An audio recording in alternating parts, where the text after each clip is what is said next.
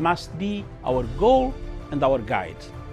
And all that we strive for as a human family, dignity and hope, progress and prosperity, depends on peace. But peace depends on us.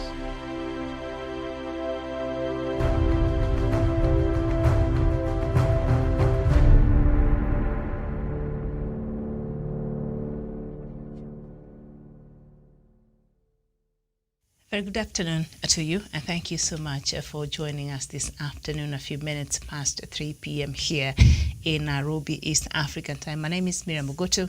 The show is Diaspora Dispatches, where I get to bring you up to date with the latest from the continent. And today we start with Tanzania, where the Tanzanian police have now confirmed that 45 people died in the stampede as mourners gathered to view the body of former President John Magufuli. 37 other people were injured in the stampede in Dar es Salaam. The police did not give the names of the victims. The police had initially given a death toll of 5. They have been under pressure to confirm the actual numbers more than a week after it happened, after a family confirmed losing 6 members in the incident. The family was part of the thousands who went to bid farewell to their president but never made it back home. And then we go to South Sudan, where South Sudan has postponed the launch of its COVID-19 vaccination campaign, but did not offer a specific reason for the delay. The vaccination program was supposed to start on Monday in the capital, Juba, as announced last week by the Health Ministry. Government official John Romunu said the vaccination exercise was postponed for simple logistical reasons. He said they are yet to receive information on when the vaccinations will take place. South Sudan received its first batch of 132,000 doses of vaccine on the 26th of March. The country has recorded 10,119 cases and a death toll of 108.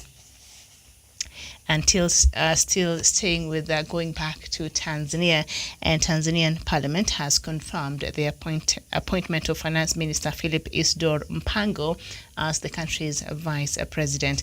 President Samia Suluhu Hassan nominated the minister to the position on Tuesday, which was announced by the parliamentary speaker Job Ndugai ahead of the approval vote. MPs applauded as his name was mentioned. Dr. Mpango fills in the chair of vice presidency that became vacant after President Samia became a president following the death of John Pombe Magufuli on the 17th of March.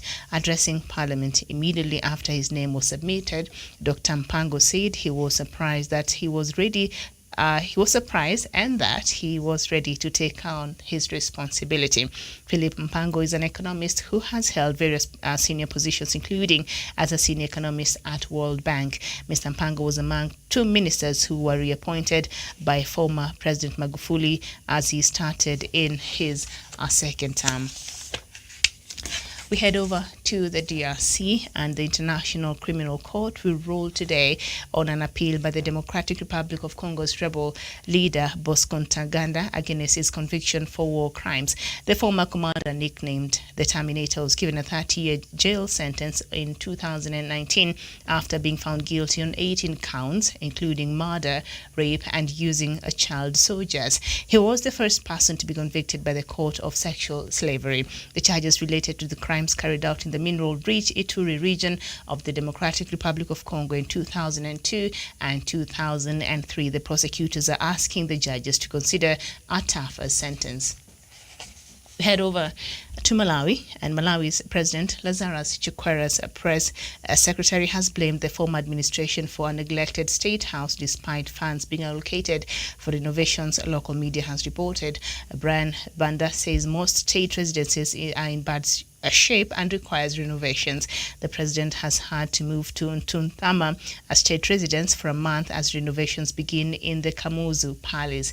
The vice president is yet to move to his official residence as it requires renovations as well. The press secretary said the government will follow probe how the money allocated for renovations was used. Sounds like what Mike Pence, not Mike Pence, but Kamala Harris is going through in the U.S. She's not moved into the official vice president's residence yet because it's still under renovation, and so Malawi is still there, but quite a long time because that happened when last year, when President Chakwera came to power, and his residency still has not. Anyway, I think we have bigger problems in the continent. Let's just leave that alone. We go to South Africa. And the South African President Cyril Ramaphosa has told members of his party they must resign within 30 days of being charged with corruption or face suspension. Mr. Ramaphosa was addressing an executive meeting of the African National Congress Party. Officials have been asked to compile a list of those facing charges. Mr. Ramaphosa has been at odds with the ANC Secretary General Ace Magashule, who's denied corruption charges against him and has refused to step aside.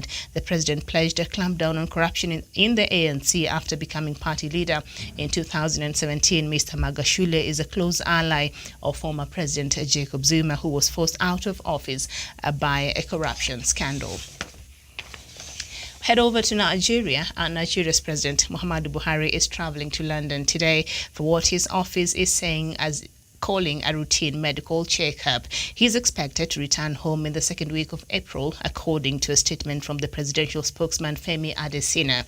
The statement has not given any indication of Mr. Buhari's condition. Since he became president nearly 6 years ago, Mr. Buhari has travelled several times to the UK for medical care. The president, who is 78 years old, spent more than 3 months abroad in 2017. A year later, he went back to London and spent 4 days, a visit his handlers claimed was to see his doctor. There has been growing concerns over the president's health since the presidential election in 2019. His activities and public appearances have not been very frequent. And still staying with Nigeria, residents of Nigeria's northeastern Borno state capital are struggling without electricity after suspected militants damaged two transmission towers just days after power had been restored following a previous attack. The power outage in Maiduguri occurred just before 6 a.m. local time on Saturday. Last Wednesday, power was restored to the city of 3 million after militants from the Islamic State West African province ISWAP sabotaged the power grid in late January. French news agency France Press has reported. No one had claimed responsibility as of Monday, but ISWAP and Boko Haram both have acknowledged attacks on telecom and electrical equipment. Boko Haram is active in the area where the towers were damaged. The blackouts are interfering with the residents' daily lives. And then we head over to Mozambique, and the Mozambican armed forces assured that they are fighting to expel the guerrillas from the town of Palma in northern Mozambique. The village fell into the hands of jihadists between Friday and Saturday. The militias have been terrorizing the region since at least 2017, attacking the town on 3 fronts. There are several reasons for the chaos in the region, as some of experts from Mozambique have explained. And so, all right, the story there in Mozambique is something that we shall continue following for you, but it's really worrying as there's been a lot of cases of beheadings and attacks that have been going on. So every day you come here and there's really nothing, no good news coming there from Mozambique. And then the latest from World Health Organization, the report, I think they went to Wuhan to try to find out the genesis of this crisis we are now having in the whole world. Had a joint World Health Organization China study on the origins of COVID-19 says that transmission of the virus from birds to humans through another animal is the most likely scenario, that a lab leak is extremely unlikely, according to a draft copy obtained by the Associated Press. The findings offer little new insight into how the virus first emerged and leave many questions unanswered, but the report does not provide more detail on the reasoning behind the researchers' conclusions. The team proposed further research in every area except the lab leak hypothesis, a speculative theory that was promoted by former U.S. President Donald Trump, among others. It also said the role played by a seafood market where human cases were first identified was uncertain. And then we go back to I think I've read that. We go back to Nigeria now, and then our National Security Advisor, Major General Babagana Munguno, who is retired on Tuesday, quoted President Muhammad Muhammad Buhari as directing the nation's service chiefs to identify masterminds of banditry and kidnapping, as well as the sponsors, with a view to taking them out. NSA told State House correspondents that Buhari handed down the directive at a meeting he had with the service chiefs at his presidential villa in Abuja. He quoted the president as saying that a situation where the armed forces are reactionary rather than being proactive will no longer be tolerated. Buhari met the service chiefs ahead of his trip to London for routine medical check-ups, and that is the latest from the continent of Africa this afternoon. And I'm being joined by a panel, and because there were some stories that I had for you yesterday, and I said I'll require a bit of it needed a wide range of discussion, so I told you that we shall discuss it today.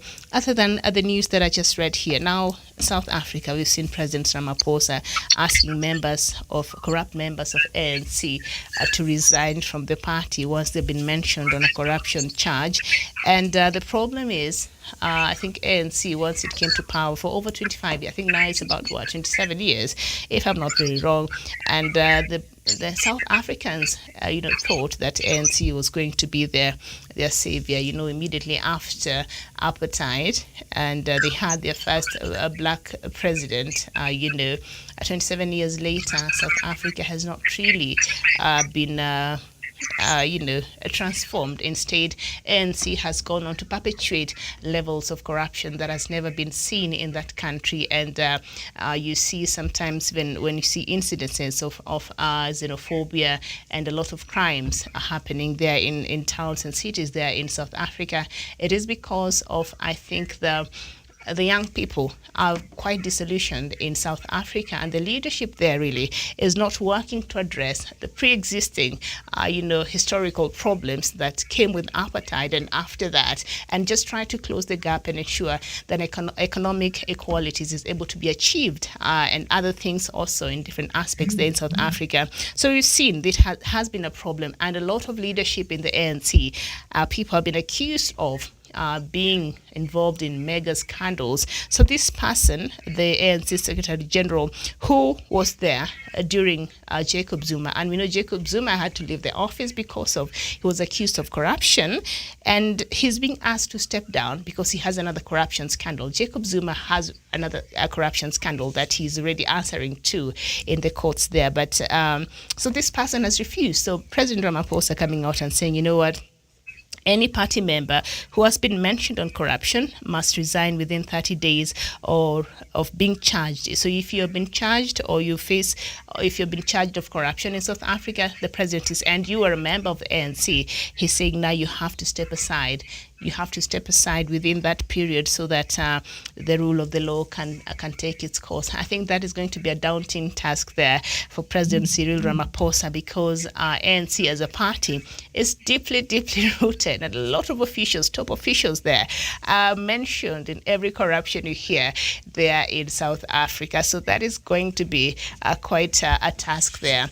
But I think whatever there's a will, I guess there is a way. But that is something that I shall be following for you and see that. I'm joined this afternoon by Dr. Joseph Nchama. Doctor, very good afternoon to you. Good afternoon, Miriam. All right. So I just went through my news this afternoon, and but there is something that I wanted to discuss. I'll just leave that over there. South Sudan is still does not want to. I don't know if you've been familiar with what has been happening in Nigeria. I'm quite sure you are, and the insecurity that has continued there in Nigeria, and how President Buhari has handled the issue of security in Nigeria. I don't know if you're familiar, but Boko Haram is running the country, literally part of the country. The president has just resigned and said, you know what, you go ahead. From the attitude that he portrays, I don't know. What do you make of that? Miriam, there are common denominators in a scenario like those ones. You may not necessarily be familiar with the specific issues. Mm-hmm. There is a common problems in the leadership of such a nation. By the way, Miriam, if you study history, and look at the leaders who were successful They were committed for a cause, a conviction that revolves around the welfare of the people and the progress of the nation. I think it's lack of a cause that a leader needs to live by and die by. And if you look at Africa generally, it's very few leaders who had a conviction. One of them, is Nelson Mandela. One time,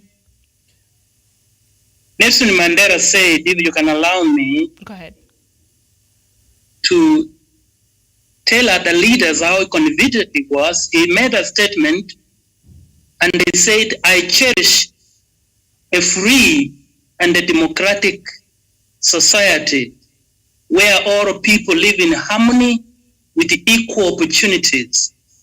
It is an ideal for which I hope to live by, and if need be, it is an ideal for which I'm prepared to die.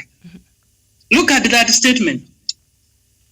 He had a cause in which he wanted to accomplish, and in the process of such accomplishment, if God called him, he was ready for that. Okay, look at that statement and compare with what is happening in Nigeria. What cause do leaders there have? I think that is the universal challenge, particularly we have in Africa, in all sphere of leadership. I think it's lack of having the welfare of the people at heart, that every action you take, how it is going to impact to people negatively. This is what leaders do not indeed interrogate. And you see, if you don't do that from the onset, people with different interests, plus of course wrong advisors, will make your leadership go astray. Look at Nigeria now, leadership. It's confusion, because you must craft the cause for which you want to drive your nation to from the onset. And that is why in Punch Africa, I think this is what we need to come up strongly and tell the leaders what should they look at from the onset, the moment they take leadership. Miriam, for me, and from where I sit, I think there is something which is missing across, that people want leadership for the sake of power, for self-gratification, and the consequences are grave. Think of any country, Nigeria particularly, as you have said. For me, that is where the problem revolves on. People don't know, leaders don't know what they want for their people. And they leave opportunists in form of advisors, even to mislead us. You can be surrounded by the most educated people and think you will succeed. No. Get surrounded by people who mean well for the nation as large. You studied the J.F. Kennedy when he wanted to attack the country. How do you call this country? I've forgotten, of Cuba. You know the story of the Bay of Pigs. They blundered, but Kennedy was surrounded by the most unprecedented, talented men Americans had ever had. But you know what Kennedy said? How could we have been so stupid to make such a move? Miriam, stupidity wasn't the issue. The issue was groupthink. Groupthink is where people don't want to come out publicly and say that cannot work. They want to please their masters, and they failed. I think, for me, Nigeria, the problem is anchored on leadership. And it's not only Nigeria, many other countries in Africa need to craft a course for which, or through which leaders need to take their people through, so that they improve their welfare. And they confuse progress with motion. They are not the same. I think I submit, Miriam. I had to make a general statement. Thank you. I didn't want to go into the specifics. Yes. Yeah, and I agree with you. And what is lacking in Nigeria is leadership. And President Muhammadu Buhari has also been criticized heavily by his predecessor, like Obasanjo, the former president, and others, because of how he has handled Nigeria, and they're worried that Nigeria is slowly turning into a banana republic, because we know Boko Haram has become a very serious threat, not only to Nigeria, but it has spread also to other areas in the Sahel region, and now poses a serious security challenge in the whole of this continent, because it's just a matter of time before Boko Haram and Al-shabaab in East Africa and the Al-shabaab in Southern Africa and other parts just come together and turn this continent into something else that perhaps we are not prepared to see. And the reason why, Doctor, I agree with you, is also at the beginning of his term when he became the president. First of all, he had promised, after you elect me, he's now serving his second term, give me 100 days and I'll get rid of Boko Haram.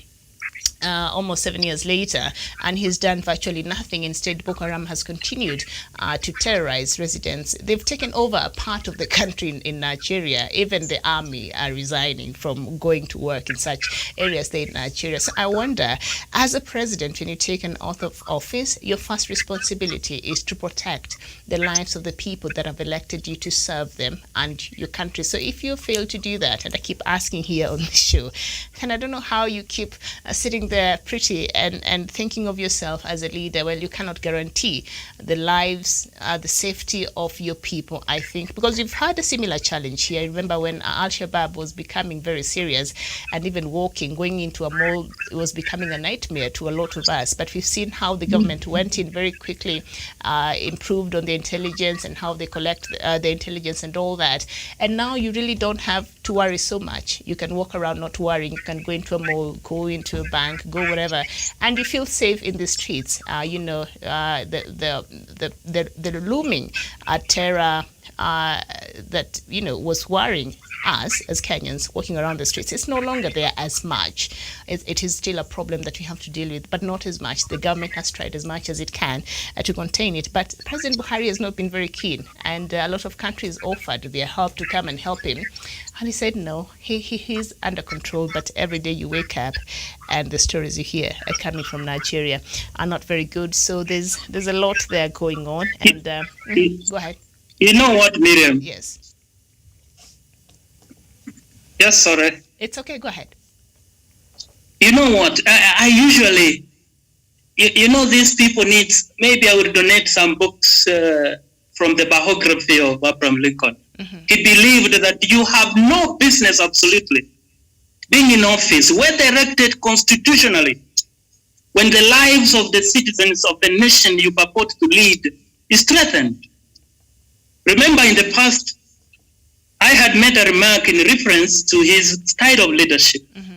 He asked the people the question, including critics, both in Senate and Congress. He asked them a simple question: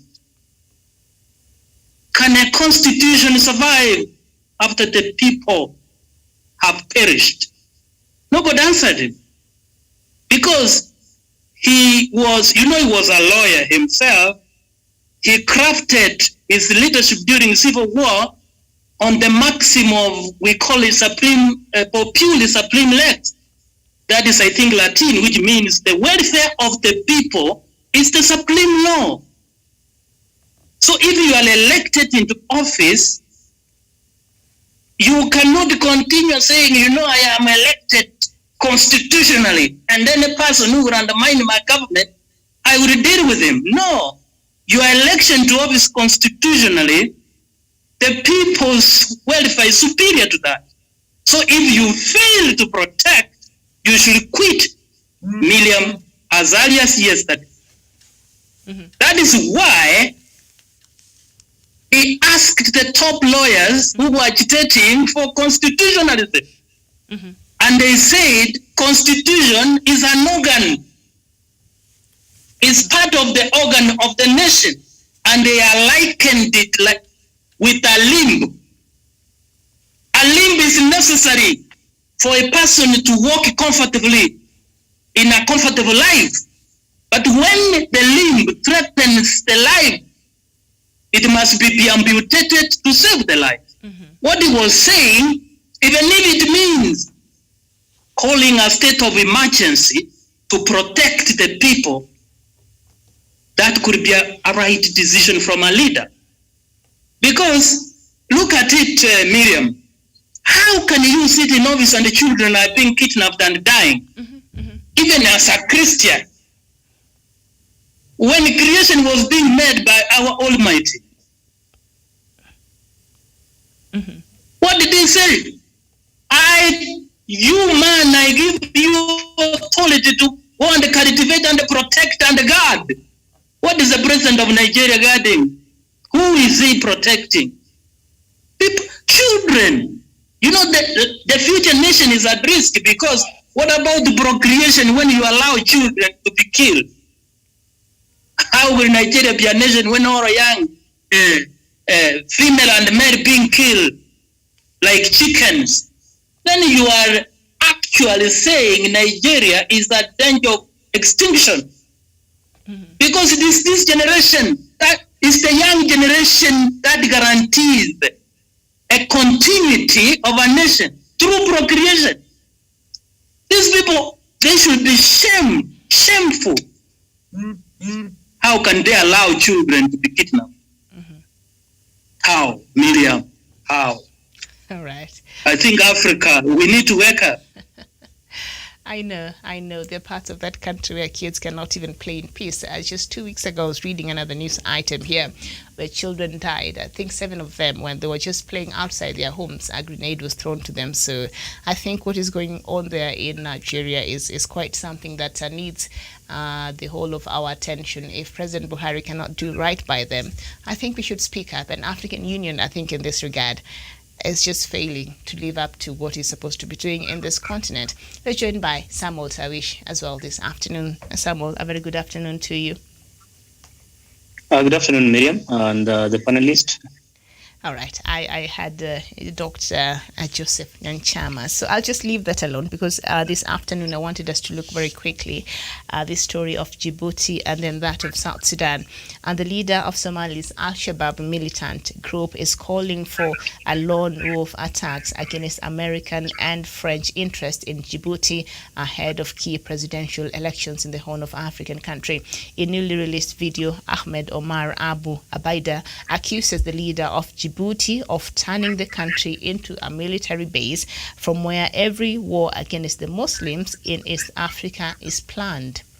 Abu Obadia specifically called on the youth in Djibouti to carry out individual lone wolf martyrdom operations to expel the French and the Americans. And the United States African Command, AFRICOM, which has base in Djibouti, responded to the new message from the Al-shabaab, and they're saying they heard what that video, that audio, but they did not give much comment. Now, Al-shabaab has previously attacked Djibouti on the 24th of May 2014 in a double suicide explosion at a restaurant frequented by Westerners, killing 3 people. Djibouti voters go to the poll on the 9th of April for presidential elections. Incumbent Ismail Omar Gule is seeking a 5th term in office. Djibouti officials could not immediately be reached for comment on that new thread. I don't know, Tawish, what do you think is going on here in Djibouti? Thank you, Miriam, and the rest of the panelists this program. I think what I would want to say or advise Djibouti is that they should not succumb to the illegal groupings of such kind of nature. For example, the Al-shabaab, because again, when you look into it keenly, it appears these are factions that actually well designed to cause havoc and frustrations, especially on the administration. And now that you're seeing they're giving conditions and ultimatums that unless this and that is done, then the election should not be actually be held. So I think these are just, political operatives who are using Al-shabaab as a scapegoat and using the same to advance a certain narrative or give reason why this election cannot be held. Because again, what is the correlation between having an election and them pointing fingers at the external forces or interfering the affairs in Djibouti? So basically what I think is we need not to allow these illicit groups, Miriam and the panelists, to continue frustrating this region, to continue frustrating these countries, especially the government that are actually in place. Because again, when we do this, when we succumb to their pressure, when we succumb to their, to their maneuvers, then it becomes a norm. It becomes like a tradition. It becomes like something that is usual. Then any other group, illegal grouping for that matter, can take advantage of such and say, for example, they can contain and make it impossible for us to continue doing or advancing that which is important for the good of our country. So what I want to say and advise the people of Djibouti, and also the current administration, is that they should not succumb to that pressure. Election must go on with or without such ultimatums from those groupings. And again, if there are issues that must be addressed, then let us allow this election to proceed. Because if we are using Al-shabaab, whatever kind of grouping, as a scapegoat or reason not to hold this election, then it means there's a hidden agenda beyond maybe the security threat as far as this election is concerned. Because let's underscore, President Gule is going on for his 5th term. That means he's been there for a while now. And so all of a sudden, Al-shabaab from Somalia is now threatening French and U.S. forces. And we know especially the U.S. forces has been very helpful in this region when it comes to the fight against Al-shabaab. So all of a sudden, a few days to the election, and then you hear such pronouncements coming from Al-shabaab in Somalia threatening people in Djibouti. Help me understand this, Doctor. Tawish there has said there could be some hidden agenda. I don't know if President Gule is being funny, or I don't know. Maybe I'm just reading too much into this matter. Well, it could as well be him who is trying to use these illegal groupings to actually continue being in power, because like you mentioned, if I may allude to that he's been in power. This is the 50th term he will be actually seeking to continue ruling the people of Djibouti. So he may have been looking for maybe a reason or a scapegoat for him to continue being in power. Because again, when you talk about the French or other interested external forces, perhaps maybe they're piling pressure on the current administration to allow democracy or to allow other people to come into place. But again, it cannot be possible in an atmosphere of insecurity, in an atmosphere that does not guarantee that it's going to be a free, fair, and peaceful election. Because again, it is not just a matter of having an election. We need to have an election in an atmosphere that people will go to the polls confident enough that they'll be in a position to make a choice at the ballot without being coerced, without feeling intimidated. So I think they're actually behind the scene players or maneuvers that are making this to happen the way it is happening, the way we are seeing. And therefore, we need to watch with a keen eye. If it is the current president who is actually using them, or it is the external forces, as it were, the most important thing we need to understand, what is it that is good for the bigger picture, for the bigger interest of the people of Djibouti moving forward, Miriam. Okay. And the president of Djibouti has been in power since 1999. So I think he's been there, for a good 20 years now, 20 going to 21. So he's seeking for his 5th term there in Djibouti. Doctor, I don't want to be a conspiracy theorist. I think, Miriam, I agree absolutely with Samuel. You know, some of these people, especially African leaders, they are very mischievous sometimes. And as I said in the morning, you know, power, this gimmick, it is all over that power corrupts, and absolute power corrupts absolutely. But from where I see it, I usually say, and I said it in the morning, power does not corrupt, because as a Christian, power was purity and authority was created to govern the people. Power reveals the character of the power holder, and absolute power reveals it absolutely. You see, if you look at like Djibouti, now the power he holds has revealed his character. If there is rumor that he could be having the machinations from the hidden hand of supporting the militia, that is very unfortunate. But for now, we can treat maybe that as gossip. But you see, if the media is pronouncing it, is validating the gossip. You know, it's from gossip that leads to the truth. We may not speak absolutely, but a wise person, when you see the signs of danger, you move quickly and salvage the situation. African Union, you know, is supposed to have an independent eye and if it has intelligence, help at least a nation. If there is any information pointing to the fact that the president himself is behind it, that's why we have African Union. You know, we need to have a stronger union where it says, no, the welfare of the people of Djibouti is more valuable than individuals' life or leadership or ambition. I think, let me tell you something I have learned from a great friend of mine, a military guy. He's saying that in the corporate world, you come up with several strategies on how to move forward. I think, Samuel, you know that. And if the strategy does not work, you can go back to the drawing board. But he told me that in military, if your strategy does not work, it will lead to casualties. So the Djibouti, whatever think tank is, and the Djibouti people, whether they're civil, actors who are trying to salvage their country, the strategy needs to be in such a way that when they put it in action, it's not going to lead to any casualty. If you look at this situation, we talk of layer strategy, but if it doesn't work, it may lead to more casualties. Okay. But I think I don't have specific information whether the guy is behind it. Yeah. But if that is the case, yes, it is going to be tragic, I tell you, Miriam. Okay. Well, I submit.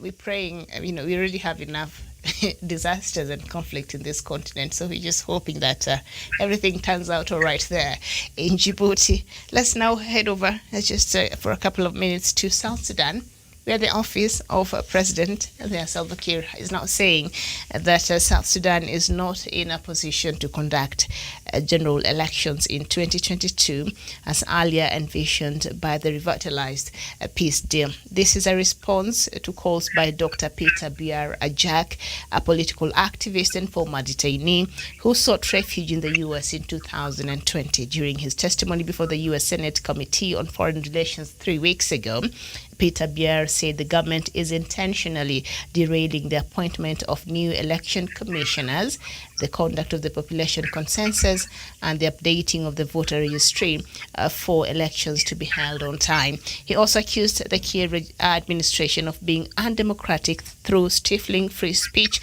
and political parties' freedoms. Biar called for individual sanctions on some leaders because he believes the reluctance to implement the peace deal is hindering important tasks in the agreement that would have been accomplished on time. He identified the transitional justice process, economic reforms, reconstitution of the transitional legislature, the promulgation of the new constitution, the reunification of the forces as crucial issues at stake.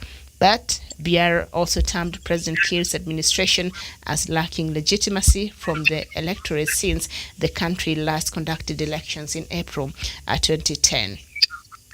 So this activist, and I think I did this news here about 3 weeks ago, appeared in the U.S. Senate to give his opinion as to what he thinks is going on in South Sudan, and now saying that President Salva Kiir is derailing the elections. I from all the factors and the things and the information and the news I've been reading from here coming from South Sudan, I partly agree with this activist because the attitude we've been seeing coming from the leadership of South Sudan, President Salva Kiir, and the reports that have been presented to the United Nations Security Council on Sudan over time and time again, shows quite a reluctance from the leadership of South Sudan to go on and hold an election as part of one of the things that was agreed on during the revitalized peace agreement of 2018, so that South Sudanese could have an opportunity to elect the leaders and see if they can set their country in a path to peace and prosperity. And the reason one of the reports there was saying the leadership is reluctant is because they're benefiting when South Sudan is chaotic, when there are no structures of accountability, where there's no structure where you can tell where is the money for the oil going and what is happening, because as it is right now, really, there's not structures there in South Sudan so that there's proper governance. So they get away with so much happening there in South Sudan. So partly I agree with him in that regard. But I want to hear your opinion. President Salva Kiir is saying South Sudan is not in a position to conduct elections next year.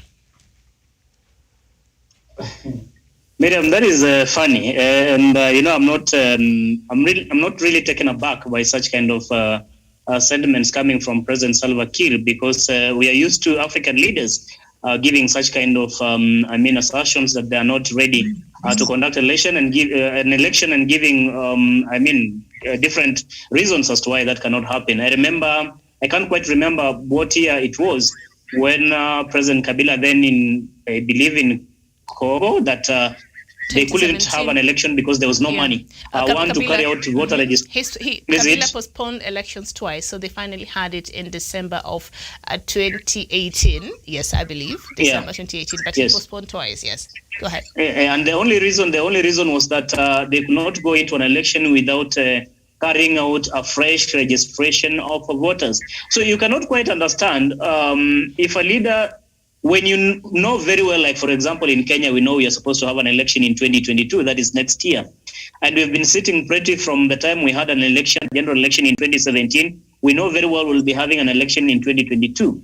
If there are any structural challenges that we are facing as a country, be it revamping the Independent Electoral Boundaries Commission, be it ensuring that we carry out enough voter registration or sensitizations of voters, or any activity that is going to make it possible for an election to be done very well, why would an administration or a government sit pretty and wait until the last minute to tell people that we cannot have an election simply because we have not carried out voter registration? Or we are not prepared because we do not have money. As for South Sudan, for instance, this is a country that actually cried to the rest of the region to have, first of all, secede from Sudan. You remember, they have been fighting for quite considerable time. Eventually, they got that independence. I remember it was 2010 or 2011, thereabout, if I can figure out. 2011. These people looks like they did not have a framework. They did not have a structure within which they are going to operate. That is why they were actually fighting, and they wanted to have a nation of their own. But again, once they succeeded in having a nation of their own, they began fighting amongst themselves, especially among the leaders. That is why you see there has never been stability and peace in that particular young nation ever since they got that independence. Why? Because we have political leaders who have put their interests above the interests of the people that they purport to govern, which is very unfortunate. And it's a very dangerous trend that you are setting as a continent.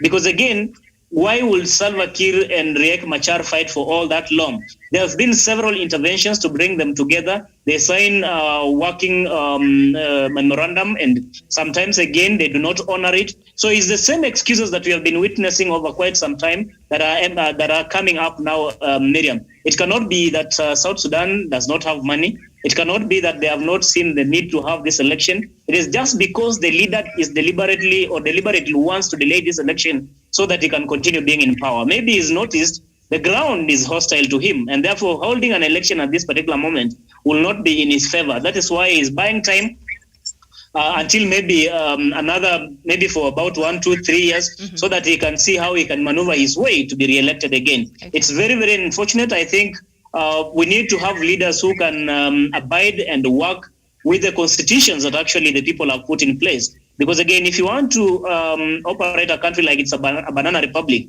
where you're operating like there's no constitution, it's like you're playing football in an unmarked field, then that is very, very unfortunate. We need to have time frame. If it's about 90 minutes, you're supposed to leave the pitch, so be it. Why would you ask for extra time? If you've not delivered for the 90 minutes, give another team a chance to play. Okay. So I think that is what I can say of Salva Kiir. He should give the people of South Sudan an opportunity to elect their leaders. If it is him who is going to be elected, as a people, as a continent, we have no problem with that. But the people of South Sudan should have that democratic right to go to the ballot and elect their leaders in next year. Okay. Thank you so much, Samuel Tawish.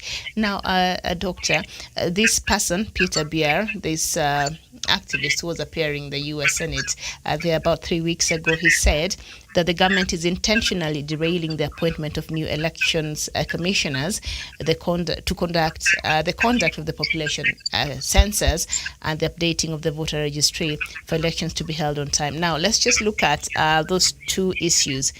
The conduct of the population census. So the country, perhaps they need to conduct a census first and then update the registry.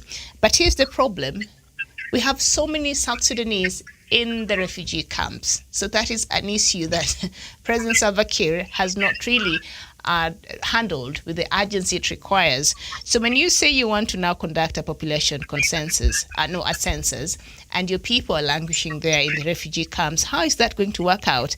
And this voter registration, I mean, it's from what is happening right now in South Sudan, a lot of refugees in South Sudan. We have so many of them here in Kenya and also in Uganda.